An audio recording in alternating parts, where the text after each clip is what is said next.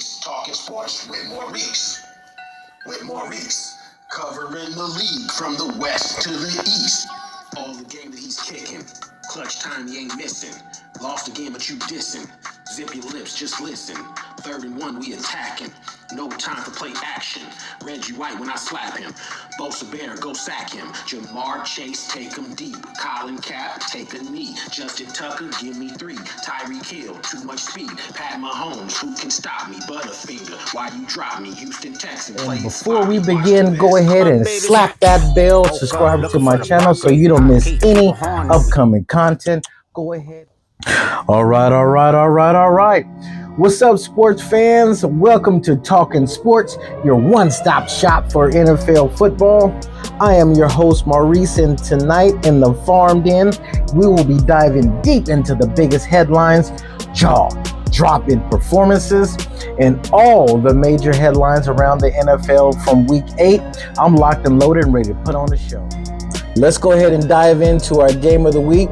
The San Francisco 49ers were at home versus their arch nemesis, the Dallas Cowboys, and they came up short again over the 49ers. Ladomino and Lenore stepped up and had an interception. Jair Brown stepped up and had an interception. George Kittle, big game on the National Tight Ends Day, 128 yards and a touchdown. Where does this leave the Dallas Cowboys at 3-4? Both teams were coming into the game must-win scenarios. The Dallas Cowboys were coming off of a bye week. And you mean to tell me that Brock Purdy outrushed Ezekiel Elliott?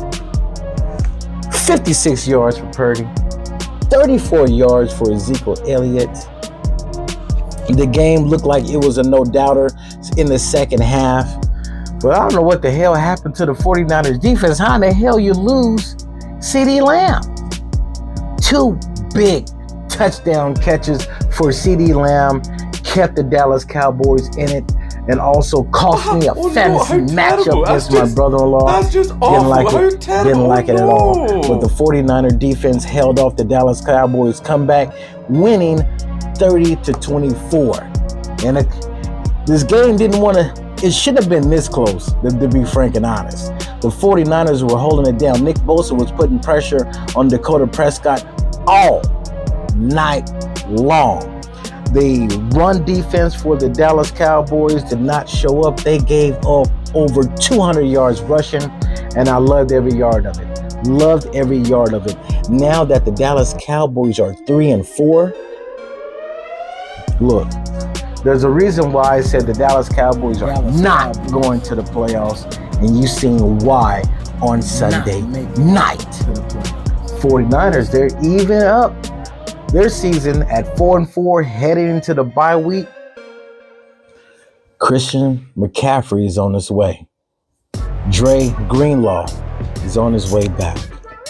But at the moment, our thoughts and prayers are with Javarius Ward and his family. And now it's time for our players of the week. On offense, it was Jameis Winston putting in work over the Baltimore Ravens, leading the Browns to a victory, breaking their 5-game losing streak, throwing for over 300 yards, 3 touchdowns, no interceptions. And on defense, it was no other than TJ Watt on Monday Night Football. He was all over the Giants, including the game-winning fumble, stripped him and recovered it. TJ Watt, absolutely unbelievable animal. TJ Watt, defensive player of the week. Jameis Winston, my player of the week. Who said he was going to be playing a couple weeks ago? Me. That's it.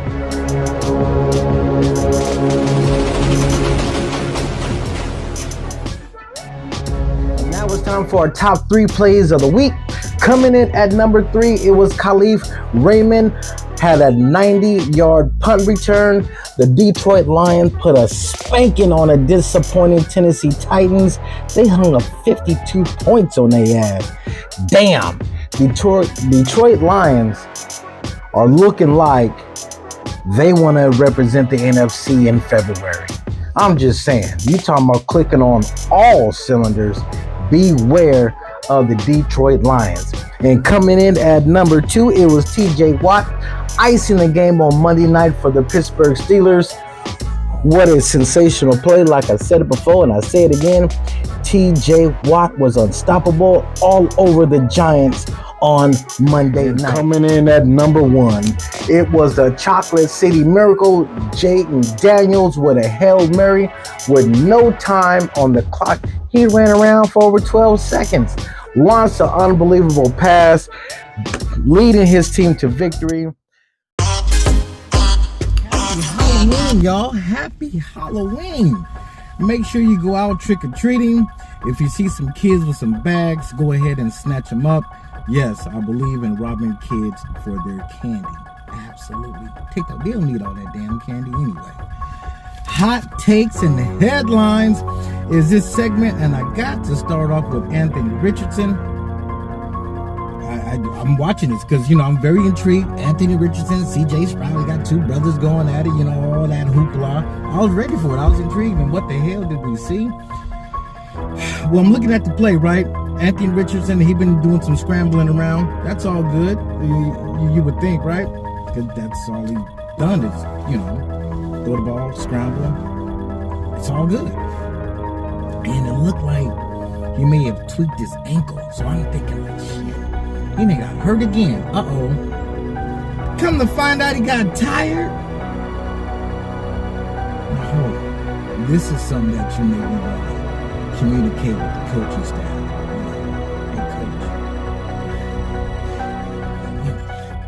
Can we do a run play? Do we have any trick plays in the back? And Jonathan Taylor, take the hike and, can he, wildcat or something like that? No, that's not what you do. Now, do you really think that he got benched for being tired? The reason why he got benched for Joe Flacco, here are this season, just touchdowns and interceptions. Joe Flacco this season, the 39-year-old wily veteran, 7 touchdowns, 1 interception. AR, 4 touchdowns, 7 interceptions. Low passing percentage, just not there. My thing is, okay, this is your quarterback of the future, this is your franchise quarterback. How in the hell is he going to learn from the bench? At 4-4, the Colts are definitely in the thick of things. Having Joe Flacco go out there and start, maybe just for a game, maybe just, I'm not really quite sure.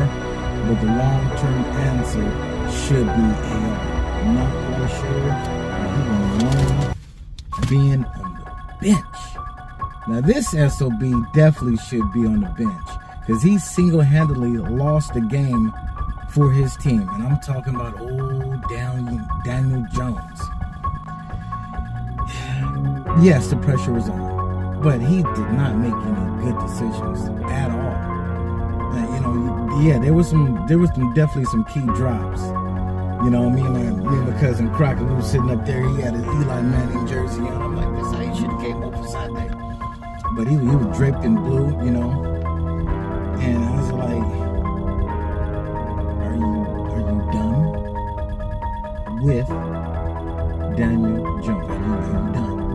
See, he's been done. And the evidence is all over the field. It's all over the tape. He showed it in preseason. When will it be the end of Danny Dimes in New York? Here's the kicker. Brian Daboll, he's attached to the hip. So one go, all go. So I think definitely the New York Giants franchise definitely should look, if you don't want to hire a Brian Flores or, there's Anthony Lynn. All right. Yes, it's time to do that. Yes, it's definitely time. Staying in New York. And we gonna stay in New York for a little bit, not just talk about football, okay?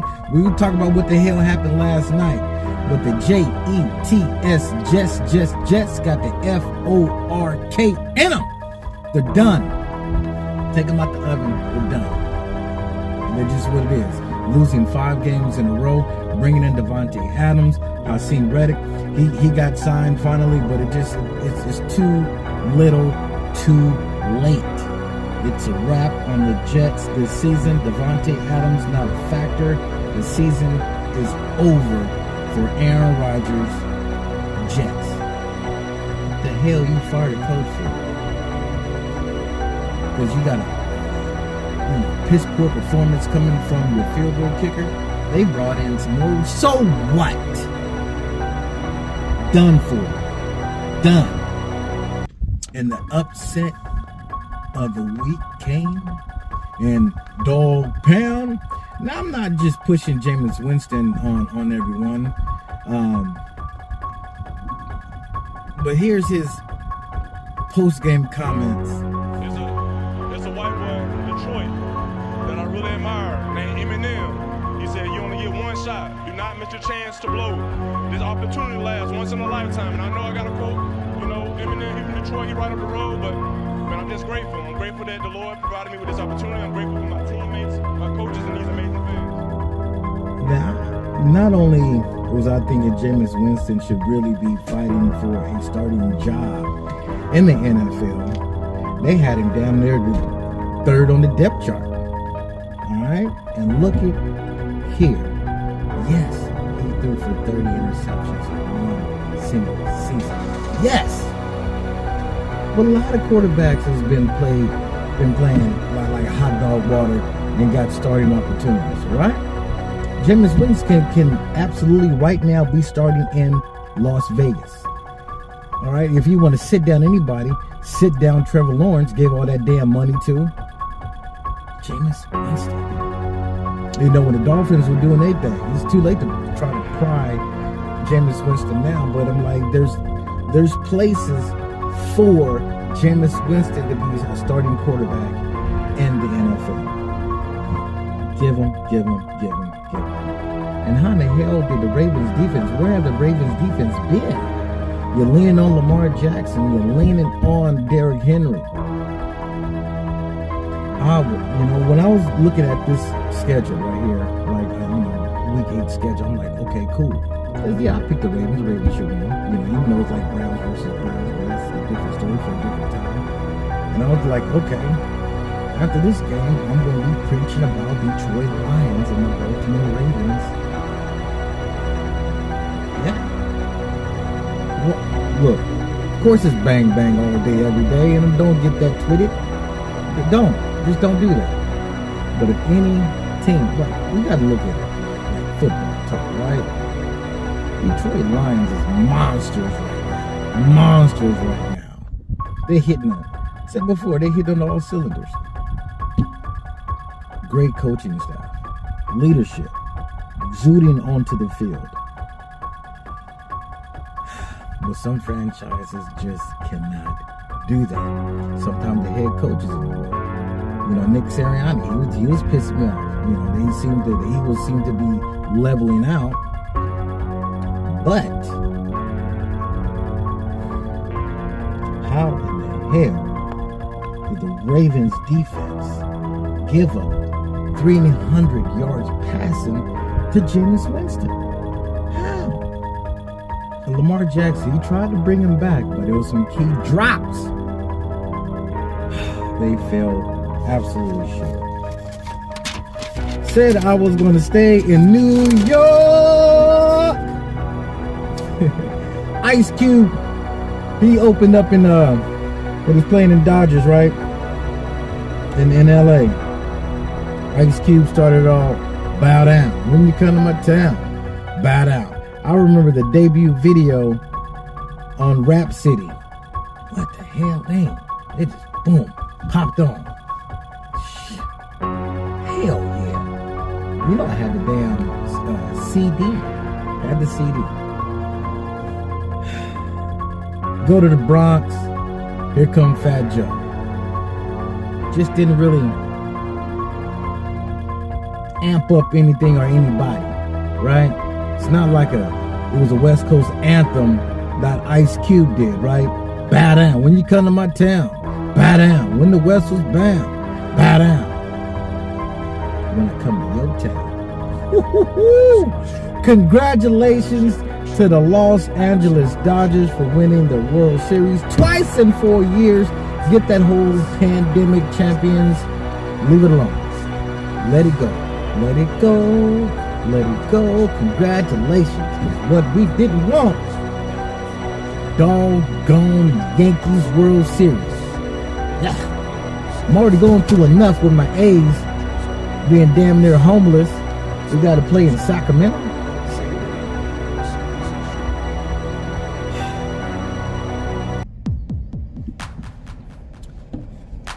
Those were my hot takes and headlines. Oh, yeah.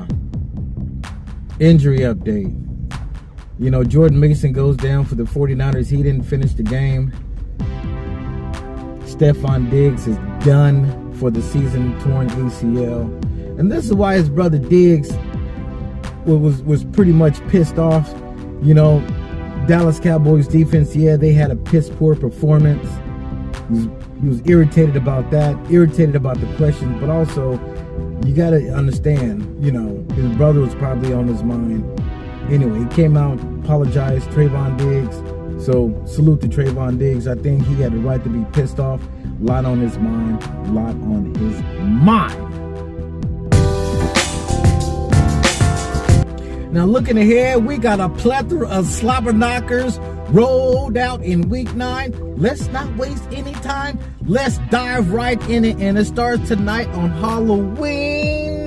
The Houston Texans taking on the New York Jets. Yeah, Texans, baby, all the way. Tua, Josh Allen, matchup. I like it a lot. Miami Dolphins trying to hang on to their season. This could be the throat slicer. Josh Allen's been playing on the MVP level. The Bills, yes. And surprisingly, the Denver Broncos sitting at 5-3 with the Baltimore Ravens. Slobber knocker. Defense. Woo-wee! Blood and guts everywhere. Blood and guts everywhere, like Steve Smith Sr. said. Bears. Cardinals. Caleb Williams. Kyler Murray. Should be an intriguing matchup, which I call a slobber knocker. I gotta get these damn glasses adjusted here, but it's all good. Slobber knocker. Packers, Lions. Packers coming in at 6-2. The Lions at 6-1. Go Pack, go. Give Jordan some love. I just talking about the monsters with Detroit Lions, right? You already know who I'm going. Them boys out the Motor City. Seahawks, Rams. Seahawks are sitting at 4-4. The Rams, they trying to get to 500 at 3-4. The NFC West, there ain't no rest for the wicked. Intriguing matchup. And let's go to Monday night. Will the Kansas City Chiefs remain undefeated? It seems like Pat Mahomes is not really having a good fantasy year, if you will. Stats are not there. One of the leading quarterbacks throwing interceptions. Ain't that some shit?